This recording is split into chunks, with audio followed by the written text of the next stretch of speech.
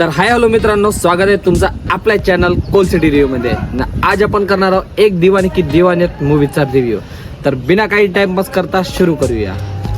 तर मूवीचे main lead star आहेत हर्षवर्धन आणि लीड हिरोईन प्ले केला आहे सोनम बाजवा ॲक्ट्रेसने. तर मूवीचा बेसिक कॉन्सेप्ट एवढा आहे की एक पॉलिटिकल लीडर आहे ज्याला वन साइडेड लव होते एका ॲक्ट्रेसवर, पण तिला त्याचा लव मान्य नसतो ना. मग त्याच्यावरून पूर्ण पिक्चरची स्टोरी आहे. एक प्रकारे परिणाम समजून घ्या. लव्ह स्टोरी बहुत ओल्ड जमान्याचीच आहे याच्यामध्ये, म्हणजे आजच्या जमान्यामध्ये येऊ नये. स्टोरीमध्ये काहीच नवीन ना काही नाही. तुम्ही जेव्हा पाहायला लागणार पिक्चरच्या स्टार्टिंगच्या अर्धा घंट्याचाच तुम्हाला समजून जाणार की हे पिक्चर बाकी 1.5 घंटा तुम्हाला बहुत हार्ड जाणार आहे आणि बहुत त्रास देणार आहे.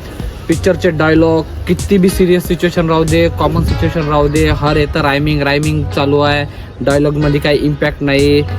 म्हणजे काही डायलॉग जेव्हा येणार ना, तुम्ही लिटरली म्हणजे सिरियस सीन चालू आहे, डायलॉग जेव्हा बोलते आपल्याला हसा येणार.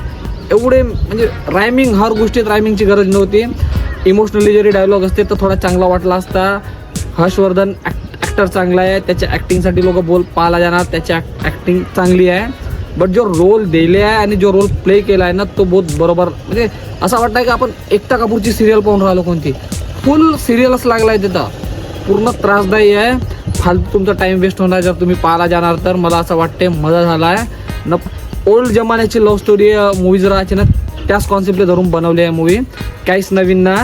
तुम्ही जर पाहणार असाल तर फालतू टाइम वेस्ट नको करा. त्यापेक्षा दुसरा काही पहा किंवा फिरायला जा, तेवढेच तुमचे पैसे सेव्ह होणार. बाकी व्हिडिओ आवडल्यास आपल्या चॅनलला सबस्क्राईब करा आणि व्हिडिओला लाईक करा, शेअर करा आणि आपल्यासोबत बनवून राहा. बाय.